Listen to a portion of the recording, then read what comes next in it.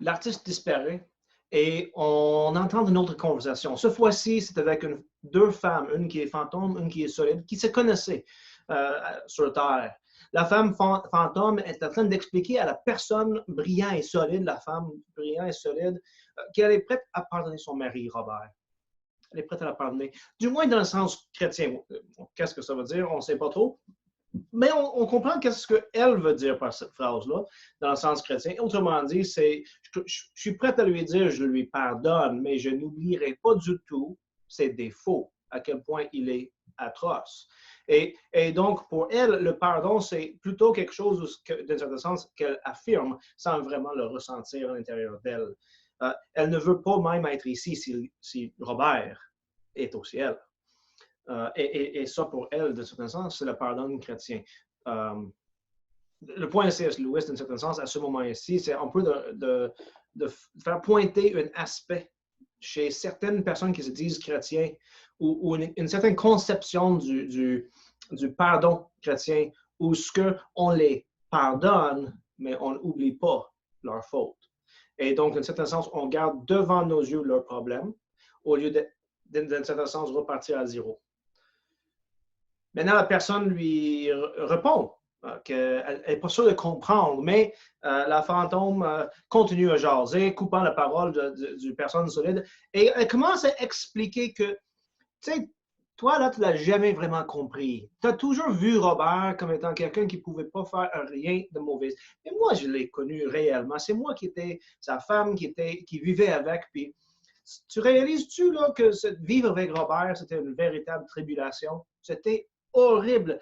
Et là, c'est la femme qui parle, c'est moi qui ai dû faire un homme de lui, qui lui a donné son drive et son motivation pour travailler. Il était comme tous les hommes, il était lâche et sans ambition. Même avant que je l'ai rencontré, il était relativement pauvre. C'est moi qui l'ai poussé pour avoir un job plus payant. Elle explique qu'elle était obligée de l'harceler constamment pour le faire bouger, pour qu'il accepte des travaux supplémentaires, espèce d'homme lâche. Il ne voulait pas travailler, même 13 heures par jour si c'était nécessaire. Comme si, elle fait le commentaire, comme si quand lui revenait au travail, moi, mon journée de travail n'avait pas terminé à la maison. Elle dit, c'est elle qui l'a rendu intéressant socialement.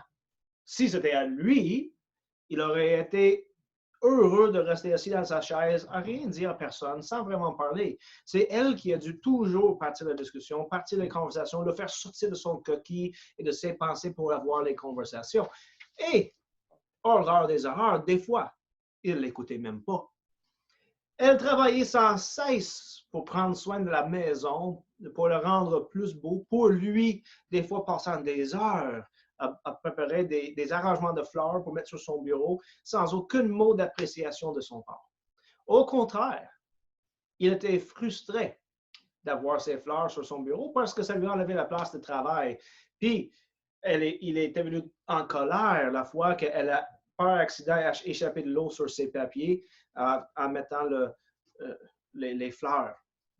Il y avait, en plus de ça, l'espèce d'étrange idée qu'il voulait écrire un livre, mais elle l'a guéri de ces idées incroyables. Encore pire que ça, elle voulait être hospitalier, puis elle a invité des gens à la maison. Mais lui, au lieu de vouloir passer du temps avec les personnes qu'elle a invitées, il préférait passer du temps avec ses anciens chums. Ces vieux chums que pour elle, n'étaient pas vraiment de la classe de société qu'elle voulait circuler dedans. Quand ses amis venaient chez elle, elle faisait par exprès pour un peu intervenir dans les discussions pour aider son cher Robert à voir ses amis comme ils étaient réellement, pour qu'il puisse vouloir peut-être les lâcher. Et puis, elle a finalement réussi à séparer Robert de ses amis, en partie, on nous dit, parce que ses amis ne voulaient plus venir chez eux. Mais c'était bon pour lui. Puis elle était capable, en fin de compte, de lui introduire dans des nouveaux niveaux de société. En plus de ça, finalement, quand il a réussi à avoir un nouvel emploi qui payait un peu plus, là, elle a réussi finalement à la faire sortir de cette vieille maison dans laquelle ils habitaient puis trouver une nouvelle maison dans une plus belle quartier. Elle était capable d'acheter des vêtements qu'elle méritait puis avoir toutes ces bonnes choses qu'elle devait avoir.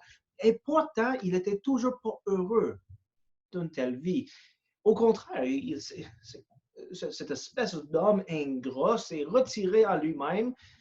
Il est devenu grincheux et silencieux. Il ne voulait jamais recevoir du monde. Puis quand il les recevait, ben, il allait s'asseoir dans son chaise à ne pas parler.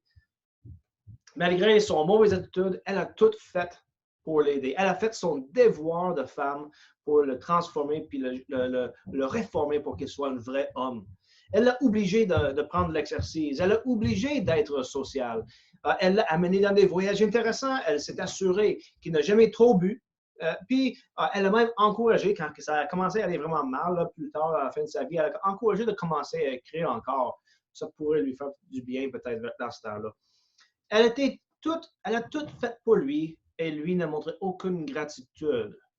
C'est pas sa faute qu'en fin de sa vie, il a pété une dépression nerveuse duquel elle est morte. Elle avait tout fait pour l'aider à s'améliorer. Tout d'un coup, l'idée brillante arrive. Ben voyons donc, mec. Qu'est-ce que je pense? Il est ici. Moi aussi, je devrais être ici.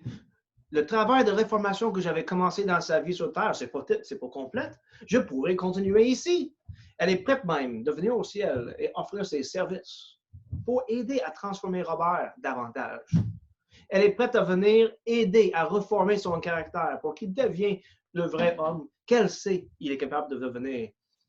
Son désir pour transformer Robert devient tellement puissant que finalement, elle crie après son ami, « Je suis tellement misérable où ce que je suis, je dois avoir quelqu'un à qui je peux faire des choses. C'est simplement horrifiant là-bas. Personne ne m'écoute. Je ne peux pas les changer, ces gens là-bas. Ils ne vont rien savoir. Mais je veux Robert. Par quel doigt est-ce que tu m'empêches de l'avoir? Je te haïs. » On a quasiment l'impression d'entendre la voix de Gollum dans Le Seigneur des Anneaux, qui veut tellement ce bague. C'est la mienne, c'est la mienne. Tu sais. Je le veux. Et il pourrait tout faire pour avoir ce bague, même si en fin de compte, ça lui amène à sa mort. D'un coup, en parlant de même, la fantôme de la femme contrôlante qui commençait à grandir, puis grandir, puis grandir, tout d'un coup, comme une flamme qui, dit C.S. Lewis, qui grandit juste avant de s'éteindre, elle s'est éteindue. Elle n'était plus là. Laissant en arrière d'elle une odeur amère et sec. Maintenant, il y a plusieurs choses que je veux souligner ici. Premièrement, une des choses qu'on voit ici, c'est quelque chose qui est un peu un thème chez C.S. Lewis. Il n'était pas contre les femmes, il faut bien être clair. Donc, souvent, quand il utilise des exemples de femmes, ce n'est pas pour pointer quelque chose que lui, il pense est particulier chez les femmes. C'est juste qu'il prend un stéréotype ou un exemple clair de quelque chose qui est connu un peu dans la société, puis il utilise ça pour ressortir un point. Mais il y a quand même quelques affaires qu'on voit dans ces descriptions de cette femme-là, que lui, il voyait particulièrement chez certaines femmes et que ça lui repoussait un peu. Donc, une des choses que lui, il dit dans, mettons, ses livres Les Quatre Amours, c'est que les hommes ont besoin de la compagnie des hommes pour l'échange des idées. Et lui, dans son expérience, pas tout le temps, parce que sa propre femme n'était pas de ce genre, mais dans certains cas, il y avait certaines femmes qui s'introduisaient dans les conversations des hommes et détruisaient la conversation. Puis on voit ça un peu dans son description ici, où ce que le pauvre monsieur Robert, il veut passer du temps avec ses chums, puis la femme vient s'ingérer dans les conversations, puis finit par détruire ses relations. C.S. Lewis n'est pas en train de dire que c'est toujours le même. Il est juste en train de dire que ça arrive. Et c'est quelque chose qu'il faut faire attention. Il y a d'autres exemples qu'on peut voir là-dedans.